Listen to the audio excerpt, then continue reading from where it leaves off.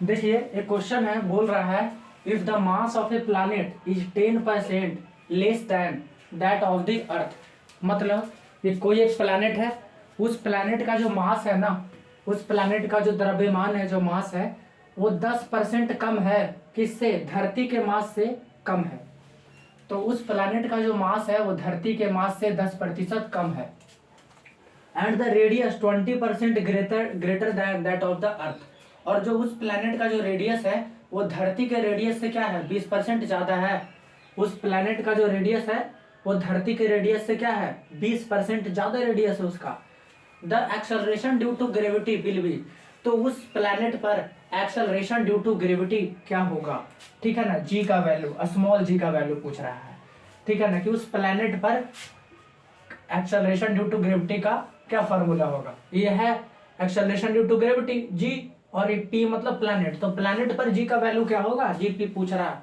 तो देखिए हम जानते हैं कि हमको एक्सेलरेशन ड्यू टू ग्रेविटी पूछ रहा है, तो एक्सेलरेशन ड्यू टू ग्रेविटी का एक तो फॉर्मूला हम जानते हैं जिसमें किसी प्लैनेट का मास आता है, रेडियस आता है, तो हम जानते हैं G M by R square. यही फार्मूला होता है एक एक्सेलरेशन ड्यू टू ग्रेविटी का।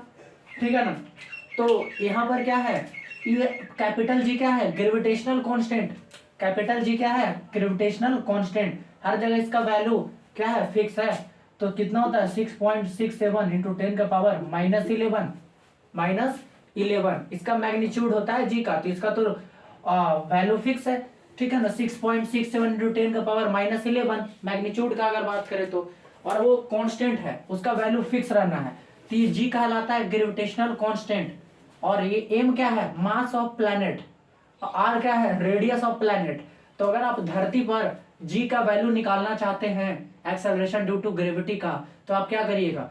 जिस प्लैनेट पर है उसका मास लिखिएगा, धरती पर है धरती का मास लिख दीजिएगा, धरती पे है तो धरती का रेडियस लिख दीजिएगा, रेडियस का स्क्वायर कर दीजिएगा, और जी का वैल्यू पुट कर दीजिएगा 6.67 इंटू 10 का पावर -11। तो ये एक्सेलरेशन ड्यू टू ग्रेविटी आ जाएगा जी का वैल्यू। किस पर? उस प्लैनेट पर। एक्सेलरेशन ड्यू टू ग्रेविटी क्या होता है कि वो प्लैनेट जो ग्रेविटी लगा रहा है किसी ऑब्जेक्ट के ऊपर में और उसको खींच रहा है, ठीक है ना, तो उस प्लैनेट के द्वारा जो एक्सेलरेशन प्रोड्यूस किया जाएगा उस किसी ऑब्जेक्ट पर, जैसे कोई प्लैनेट है यहाँ पर, ठीक है ना, और यहाँ से कोई ऑब्जेक्ट हम ड्रॉप कर रहे हैं, तो ये प्लैनेट क्या करेगा? अपने ग्रेविटी के कारण इस पर फोर्स लगाएगा डाउनवर्ड, तो ये नीचे की तरफ आएगा। तो इस प्लैनेट के ग्रेविटी के कारण जो इस बॉडी में एक्सेलरेशन प्रोड्यूस होगा उसी को तो बोलते हैं एक्सेलरेशन ड्यू टू ग्रेविटी। तो एक्सेलरेशन ड्यू टू ग्रेविटी का फॉर्मूला ये है G M by R square. अच्छा, धरती बोल रहा है, तो धरती का मास हम मान लेते हैं कि धरती का मास हम एम मान लेते हैं। धरती का मास कितना मान लेते हैं हम? एम मान लेते हैं, कैपिटल एम। और धरती का रेडियस कितना मान लेते हैं हम? धरती का रेडियस हम मान लेते हैं कैपिटल आर। हाँ यही ठीक है, धरती का मास हम मान लिए कैपिटल एम, धरती का रेडियस हम मान लिए कैपिटल आर। ठीक है ना, तो धरती पर जी का वैल्यू क्या आएगा? Acceleration due to gravity on earth. Acceleration due to gravity on earth, या सिंपली इसको जी भी लिख सकते हैं। ये आप देखिए, धरती का मास है एम, धरती का रेडियस है आर। ठीक है ना, तो हम निकाल लिए कि धरती पर एक्सेलरेशन ड्यू टू ग्रेविटी का क्या फॉर्मूला होगा। तो धरती पर एक्सेलरेशन ड्यू टू ग्रेविटी का फॉर्मूला ये हो जाएगा g into g is equal to capital G gravitational constant into mass of earth by radius of earth. तो धरती का मास हमको पता था, धरती का रेडियस हमको आर पता है, तो धरती पर जी का वैल्यू हम निकाल लिए कि G is equal to G M by R square. ये जी क्या? Acceleration due to gravity on earth. अच्छा, हमको तो प्लैनेट पर निकालना है, तो बताइए प्लैनेट का मास कितना हो जाएगा? प्लैनेट का मास कितना हो जाएगा? तो क्या बोल रहा है कि जितना भी आ रहा है ना स्क्रीन पर, ठीक है, देखिए क्या बोल रहा है क्वेश्चन में, बोल रहा है ना कि धरती का जो मास है ना, प्लैनेट का जो मास है वो धरती के मास से 10% कम है।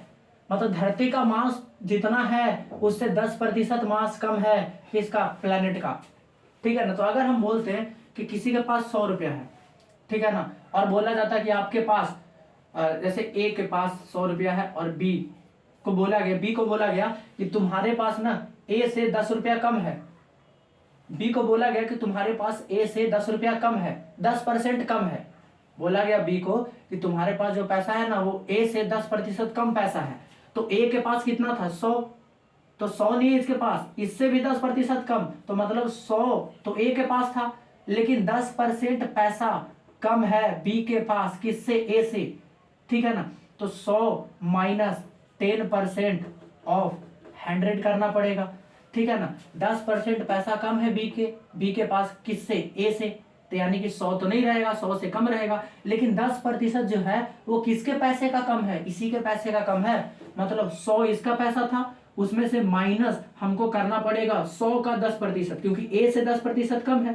तो ए का कितना पैसा था 100, तो इसका 10%, 10% ऑफ 100, तो 100 में से 100 का 10% घटा देंगे तो ये बी का पैसा निकलेगा। तो 100 माइनस 10/100 ऑफ मतलब मल्टीप्लाई, परसेंटेज हटाएंगे तो 100 नीचे, और ऑफ मतलब मल्टीप्लाई और इंटू 100, तो 100 से 100 कट गया, तो कितना बचा 100 माइनस 10 90, ऐसे निकालेंगे हम, इसी से अगर कम है तो, ठीक है ना। तो देखिए यहाँ पर, तो यहाँ क्या बोल रहे हैं, तो मास का बात कर रहा है, तो धरती का मास तो एम है ही, लेकिन 10% मास कम है इस प्लेनेट का, किससे 10%, धरती के मास का 10% कम है, तो यानी कि 10% ऑफ एम, 10% ऑफ एम, मतलब जो भी धरती का मास है उसमें से माइनस कर देंगे धरती के मास का 10%, तो आ जाएगा ये प्लेनेट का मास। तो कितना हो गया, एम माइनस 10% मतलब 100, 10/100, और ऑफ मतलब मल्टीप्लाई इंटू एम, इसको ऐसे ही रहने दीजिए, ठीक है, इसको अभी ऐसे ही रहने देते हैं, ठीक है ना, कि सॉल्व भी कर लेते हैं इसको, ठीक है, इसको सॉल्व भी कर लेते हैं। तो कितना हो गया ये एक जीरो से एक जीरो काट दीजिए, तो कितना हो गया ये m माइनस m/10, 10 LCM आ गया, तो ये कितना हो जाएगा 10 LCM, नीचे कुछ नहीं तो 1, तो ये हो गया 10m माइनस 10 से 10 गया तो कितना बचा m बचा, तो 10 माइनस m कितना हो जाएगा 9m, 9m/10, 9m/10, यानी कि प्लैनेट का जो मास था ना, वो जो प्लैनेट का मास था वो 10% कम है, किसके मास से, धरती के मास से। मतलब धरती का जितना भी मास रहा होगा उसमें से हम 10% और माइनस कर देंगे धरती का मास, तो किसका मास निकल कर आ जाएगा, प्लैनेट का, ठीक है ना, कि धरती का जो प्लैनेट का जो मास है वो धरती के मास से 10% कम है। तो धरती का मास था m में से हम धरती के मास का ही 10% निकाल कर और इससे घटा दिए धरती के मास से, तो क्या निकल गया, प्लैनेट का मास, ठीक है। तो प्लैनेट का मास कितना आ गया 9/10 टाइम्स ऑफ m, ठीक है ना, 9/10 टाइम्स ऑफ m, मतलब प्लैनेट का मास कितना हो गया 9/10 इंटू धरती का मास m, ठीक है। अच्छा, रेडियस बोल रहा है तब ना हम निकाल पाएंगे वैल्यू पुट करके कि उस प्लैनेट पर जी का वैल्यू क्या है।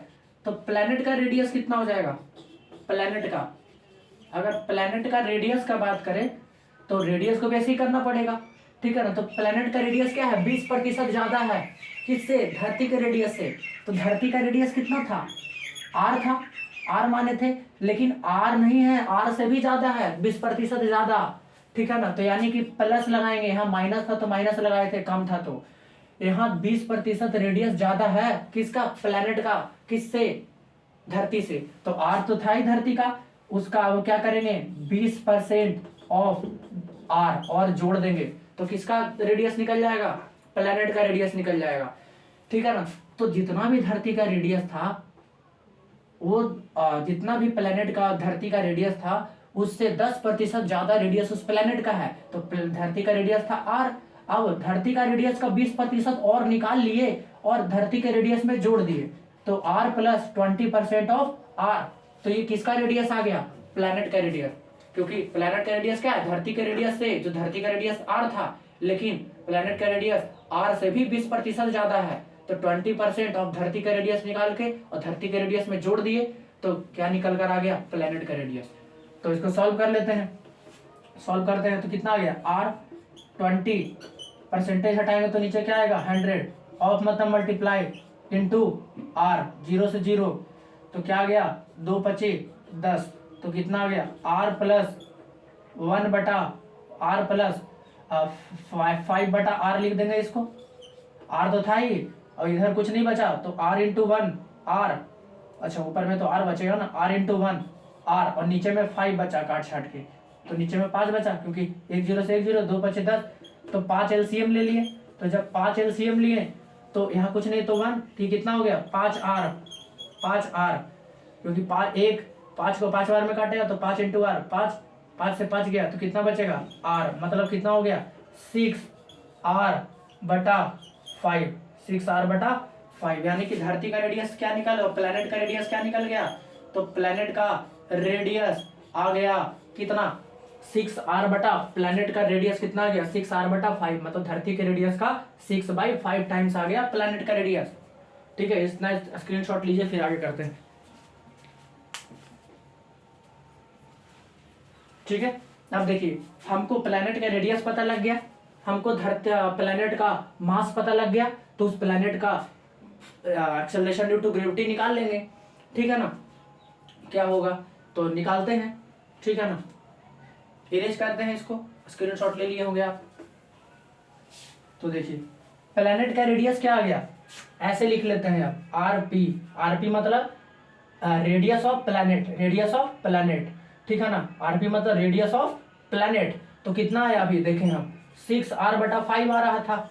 ठीक है ना, अब प्लेनेट का मास कितना आ गया, तो प्लेनेट का मास तो 9m/10 आया है, तो इसको क्या लिख लेते हैं मास ऑफ प्लेनेट, ऐसे लिख लेते हैं शॉर्ट में, मास ऑफ प्लेनेट कितना 9m/10, ऐसे लिख लिए। ठीक है ना, अब हमको उस प्लेनेट पर एक्सेलरेशन ड्यू टू ग्रेविटी निकालना है, तो एक्सेलरेशन ड्यू टू ग्रेविटी का तो फॉर्मूला ही रहना है, लेकिन अलग अलग प्लेनेट का मास अलग अलग होगा, रेडियस अलग अलग होगा, तो उस प्लेनेट पर जी का वैल्यू निकाल रहे हैं हम, तो हम जीपी कर दिए, जीपी मतलब acceleration due to gravity on the planet. तो फॉर्मूला क्या रहेगा, ये तो जी है कांस्टेंट, तो ये जी का जी रहेगा।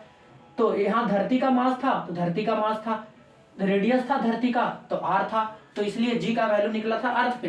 प्लेनेट का एक्सेलरेशन ड्यू टू ग्रेविटी निकाल रहे हैं प्लेनेट पर, तो प्लेनेट का मास लिखेंगे तो एमपी, प्लेनेट पर एक्सेलरेशन ड्यू टू ग्रेविटी निकाल रहे हैं तो प्लेनेट का रेडियस लिखेंगे आरपी, और क्योंकि रेडियस का स्क्वायर है तो आरपी का क्या करना पड़ेगा स्क्वायर।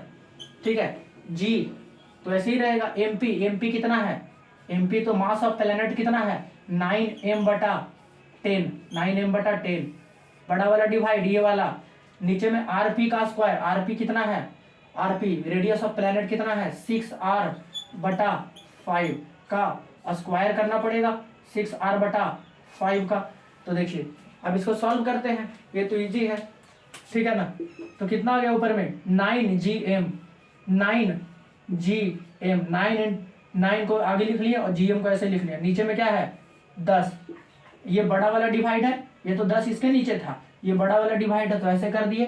ठीक है ना, और ये 6R का स्क्वायर, तो 6 का स्क्वायर 36, R का स्क्वायर R स्क्वायर, ठीक है ना, 5 का स्क्वायर 25।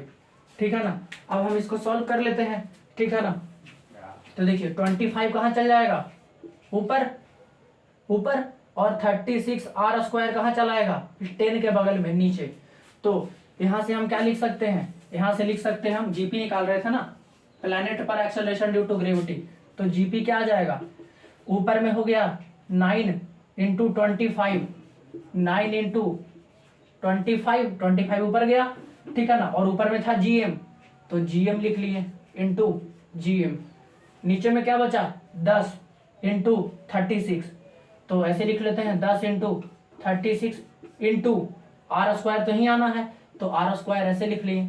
ठीक है, अब देखिए ये G M by R square, G M by R square को गौर से देखिए, किसी का वैल्यू है G M by R square, किसका वैल्यू है, तो G M by R square, G M by R square ये तो जी का वैल्यू है, acceleration due to gravity on earth का वैल्यू है। तो क्या हम इस G M by R square के जगह पर जी पुट कर सकते हैं, क्योंकि G M by R square का वैल्यू कितना है जी के बराबर है, तो जी लिख लेते हैं वहां से। तो क्या आ गया, अच्छा और काट लेते हैं इसको, देखिए ये 5 से 5 बार में, 5 से 2 बार में, ठीक है ना, 5 से 2 बार में। अच्छा ये 9 चौको 36, ठीक है ना, 9 चौको 36, तो कितना बच गया, ऊपर में 5, नीचे में 4 दूनी 8, और ये G M by R square किसका वैल्यू है जी का, और जी क्या था acceleration due to gravity on earth, तो तो क्या लिख लेते हैं, इसके जगह पर जी लिख लेंगे हम, क्योंकि gm/r² की जगह पर हम क्या लिख सकते हैं, सिंपली जी। तो हम इसके जगह पर जी पुट कर दिए, तो कितना आ गया, इतना वैल्यू आ गया। देखिए, यानी कि radius of acceleration due to gravity on planet क्या हो गया, उस प्लैनेट पर एक्सेलरेशन ड्यू टू ग्रेविटी कितना आ गया, तो जितना भी धरती का एक्सेलरेशन ड्यू टू ग्रेविटी था उसका 5/8 टाइम्स आ गया। तो उस प्लैनेट पर एक्सेलरेशन ड्यू टू ग्रेविटी कितना निकल गया, 5/8 टाइम्स ऑफ जी। और जी क्या है यहाँ पर जी क्या है, acceleration due to gravity, acceleration due to gravity on earth, ठीक है ना। मतलब उस प्लैनेट पर जो एक्सेलरेशन ड्यू टू ग्रेविटी का वैल्यू आया वो कितने के बराबर आया, तो जितना भी धरती पर एक्सेलरेशन ड्यू टू ग्रेविटी था उसका 5/8 टाइम्स कर दीजिए तो निकल जाएगा उस प्लैनेट पर जी का वैल्यू। तो कितना आ गया उस प्लैनेट पर जी का वैल्यू, 5/8 टाइम्स ऑफ जी के बराबर। तो कहाँ है 5/8 टाइम्स ऑफ जी, तो ये है, ठीक है।